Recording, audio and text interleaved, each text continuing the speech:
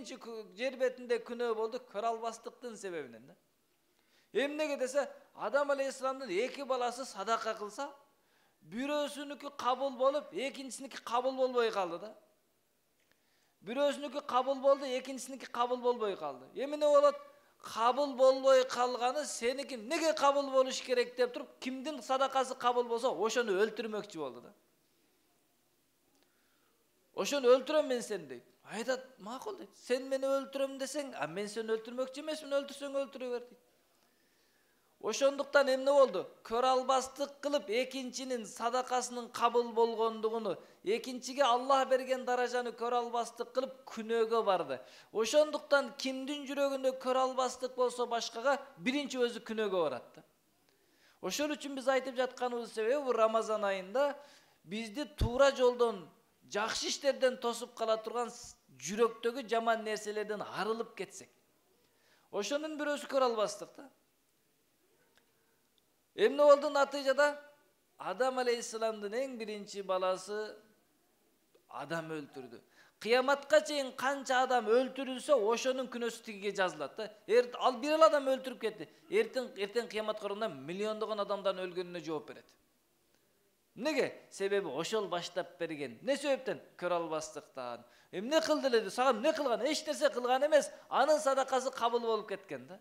Ошол үчүн көрө албастык адамды уламалар айтат, Роббисини тааныбаган, тагдырга ыйман келтирбеген инсан бул дейт да. Неге десе, Аллах бир адамга даража берип койсо, байлык берип койсо, илим берип койсо, кадыр барк берип койсо, чыдабайт. Алла туура эмес берип койду дейт. Мындай болбош керек болчу дейт. Ушул кетиш керек. Алла сенден жакшы билет. Сенен сурап бербейт биринчиден. Экинчиден, берсе сенден алып бербейт. Алла өзүнүн казынасынан өзү иззат аброй берсе, сен аны кетсин деп жатканың Аллахтын жазган тагдырына каршы болгонуң дейт. Аллах Таала кимге кааласа берет дегенин билбей, Аллахыңды тааныбагандыгың дейт да. Ошол үчүн көрө албастык кылган адамдар жүрөгүндөгү көрө албастыктын натыйжасында эң биринчи тили кыймылдайт экен. Туура эмес сөзгө өтөт экен да. Гыйбатка өтөт экен. Экинчisi туура эмес колу кыймылдайт экен да. Дене мүчөсү туура эмес кыймылдайт. Неге? Натыйжада баягы инсандагы жакшылыкты кетирсем депчи. Бир падышага доорунда бир улуу аалым болот. Ошол аалым кадыр баркы аябай өсүп кеткенде экинчи бир адам көрө албастык кылат. Көрө албастык кылат дагы падышага жазылып, падышага кирет дагы айтат падышага. Тетиги аалым айтып жатат. Билесизби дейт, анын аброю кадыр баркы көбөйүп кетти, анын окуучулары көп болуп кетти. Ал кадыр баркы чоңоюп кетти. Бирок ал бир сөз айтып жатат, падыша бир жагымсыз жыт-жыттанат деп айтат дейт да. Анан падыша таңыркайт, неге мындай болот? Токточу, мен аны менен сүйлөшөйүн деп чакырат. Падышага чакырса, падышага алып келе жатып, баягы киши жолдогу чагымчорго көрө албас, ошол алып келет экен да, көрө албасчы. Жолдо алып келе жатып айтат экен, кичине тамактанып алалы деп аябай чеснок жедирет экен. Эми чеснок жегенден кийин эмне болот? Сарымсак жеген адам оозунан жыт чыгат. Падышага айтат экен да, баягы биринчи келипчи, сизди сасык дейт, ошондуктан сиздин алдыңызга келгенде мынтип жаап алат дейт экен да. Жолдо тигиге сарымсак жедирип коет. Падышанын алдына келип сүйлөгөндө бул мындай кылат. Кылса айтат, точно мына дейт. Көрдүңбү дейт. Мынау мени жаман деп жүрөт экен, мени жыттанат дейт экен, мен жап-жакшы эле жыттуу болсом деп, анан падыша жазып берет экен. Падыша колу менен ага жазып берет. Менин катымды, кагазымды ким алып келсе, анын башыны чапкыла депчи.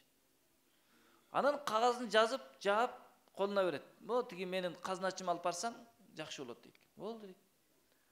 Сырт качса баягы турат экен да. Не болду десе, билбейм, падышага кирсем жазып берип, тигиге алып бар деп айтты десе, мага берчи, мага белек кылчы, эми падышаныкы белек болот да дейт. Падыша качан өзү жазса, белек жазат экен да. Жанындагы бирөөгө жазып бер десе, ал азап жазат экен, жаза жазат экен да.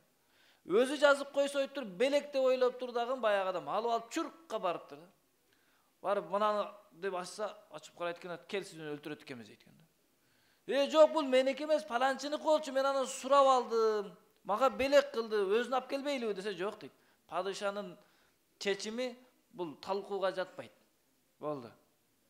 Катыны кайта барып падышага өзгөртүп да келсем болот десе, падышанын айткан сөзү кайтарылбайт, болду дейт. Башын алып салат. Бир канча күн өткөндөн кийин падыша көчөгө чыкса, баягы кишиге жолугуп калат, өлтүрсүн деп жазып бергенгечи. Таңыркап калат, сен дагы деле тириксиңби десе, ооба дейт. Не болду деле, өлүш керек белесе, жок. Баягы кат не болду десе, ал катты сыртка чыксам, бул падышам береги мага берди, баягы мени сизге алып кирген киши алып алган дейт. Ошол өлгөн турбайбы дейт. Анан айтат, сен мени сасык дейт турбайсың, ошол мага айтып келген десе, жок, сизди мен антип айткан эмесмин. Андан неге менин алдыма келгенде оозуңду жапкансың десе, жолдо ошо киши менен тамактанганда мага чеснок жедирген. Анан сизге зыян тийбесин деп мынтип тосуп сүйлөгөнмүн десе, айтат, дейт. Адамдын жамандыгы өзүн башын жеген турбайбы депчи. Ошол үчүн бирөөгө каралбастык кылсаңыз, Алла сактасын, башыңызды жейсиз да. Бирөөгө каралбастык кылам десең, даражасы көтөрүлүп кете берет экен да. Өзүң көрө эки азап болот. Бул дүйнөдө кыйналат. Чыдабайт да, баланчынын өсүп баратканын көрө албайт, чыдабайт. Уйкусу кетет, жеген тамак аш болбойт да. Экинчиси кыяматта жөн жатпайт, азапталат. Не үчүн? Гыйбат кылат дагы сизге белек жөнөтөт, бүт жакшылыгын сизге жөнөтөт. Ошол үчүн урматтуу бир туугандар, ушул Рамазан айында көрө албастыктан жүрөгүбүздү тазалашыбыз керек. Аусундар бири-бирин көрө албастык кылат, коңшулар бири-бирине көрө албастык кылат. Мына ушундай нерселердин баардыгын тазалап, не кылалык? Ушул айда таза болуп кетели да. Өзү көрө албастыкты шайтан кылат. Тетигин кара деп отурупчу. Азыр алхамдулилlah шайтан байланган. Кичине мурдагы адаттарыбыздан эле тазалансак, иншалла көрө албастыктан жана ушундай жаман сыфаттардан арылып кетебиз. Аллах баарыбызды ушундай өзүгө жакпаган сыфаттардан таза кылган болсун.